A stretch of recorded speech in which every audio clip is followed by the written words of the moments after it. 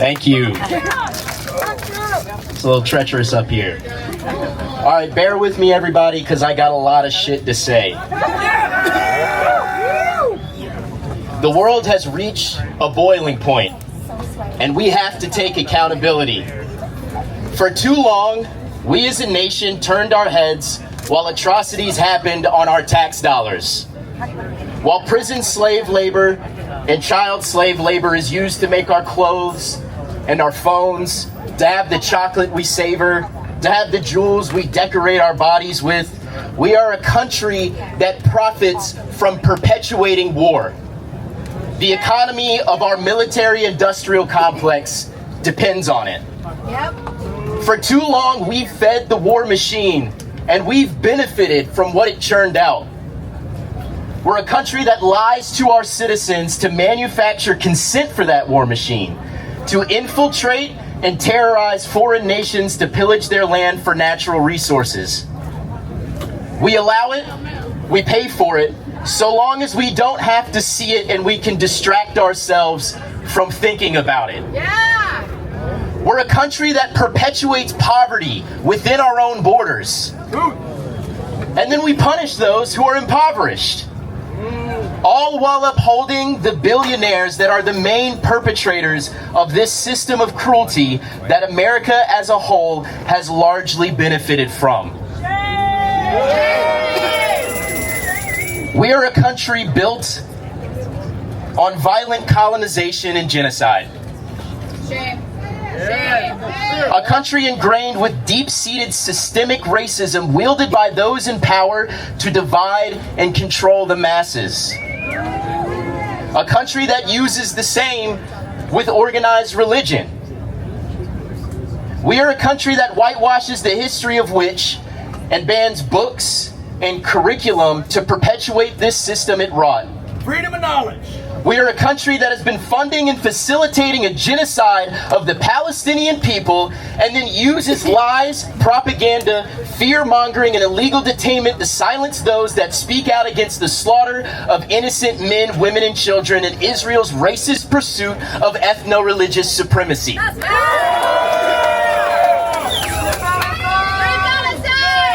It's no coincidence that Israel attacked Iran right after the U.S. removed embassy personnel from the Middle East. It's no coincidence that just a week ago, Trump put sanctions on the ICC judges that put out the warrant for Netanyahu's arrest.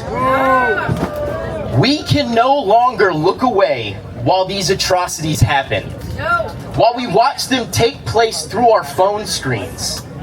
We cannot be a world that stays numb to this kind of suffering. Our collective, careless complicity in the cruelty of this world has become our undoing. The chickens have come home to roost. The fascism we are facing is the imperialism the United States and the West have been terrorizing the world with for decades upon decades, now turned inward. The enemy within refers to anyone they deem expendable or that disagrees with their authoritarianism. We are not barreling towards fascism, we are in the midst of it. We are a country with a wannabe dictator who is facilitating a violent ethnic cleansing in Palestine while trying to institute it here. The genocide that is happening there is intrinsically linked to the ethnic cleansing they want here. Because it is backed by the same fascist tactics and technology and bolstered by the same violent colonization, imperialism, and white supremacy. We have a wannabe dictator who turns the military against his own people, against protesters, and then has a military parade for his birthday in the most blatant move of overcompensation I have ever seen.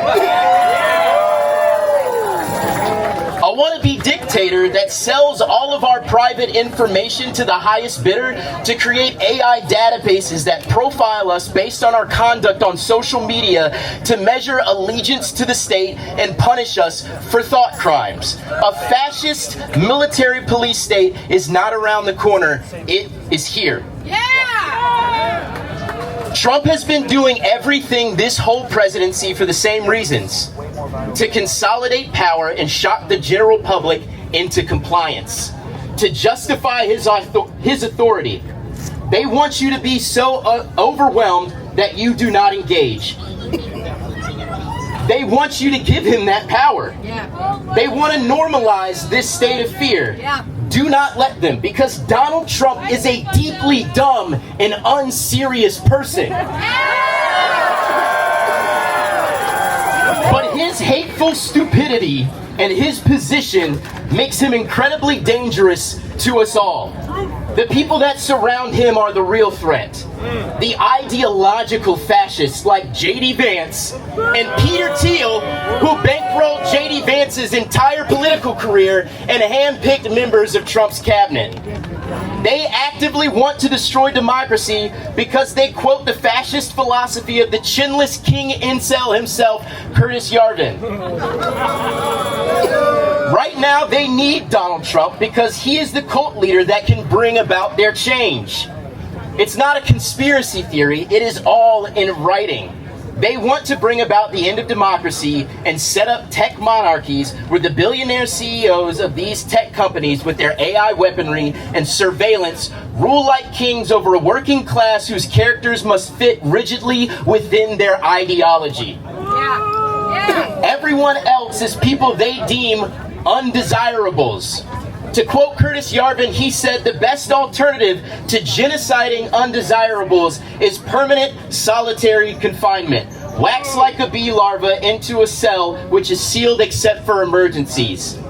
And then said the most profitable disposition for dealing with undesirables is to convert them to biodiesel.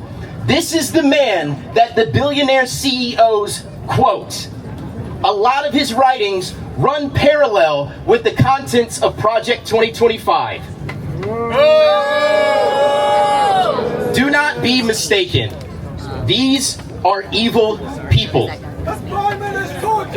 Their evil is connected throughout the world and its conflicts, and it exists because of the system of cruelty that we have perpetuated to give them unprecedented wealth and power to carry out these plans. But I remind you, we overwhelmingly outnumber them. Do not fear them because they need to fear us.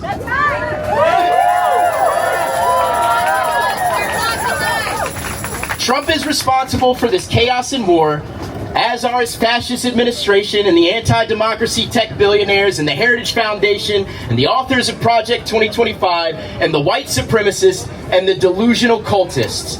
All of these Nazis are to blame.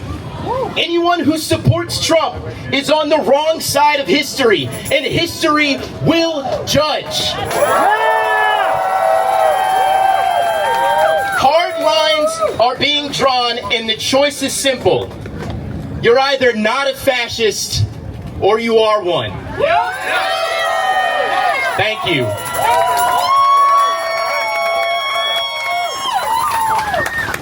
Okay, everybody, that was Chance meeting. Give it up for Chance.